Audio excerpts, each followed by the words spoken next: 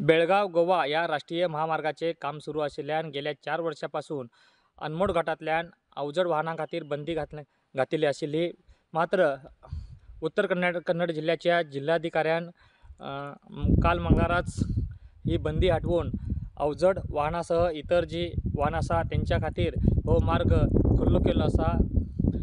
बंदीचो आदेश आसा तो फाटी घेतलेलो आसा। तेका लागून आयज बुधवार पासून ह्या अनमोड घाटांतल्यान अवजड वाहनां ची वाहतूक सुरू जातली। अजूनही या महामार्गालो जो खानापूर ते रामनगर आणि रामनगर टू अनमोड पर्यंतचो जो मार्ग आसा तो काही ठिकाणी अर्धवट स्थितीत आसा।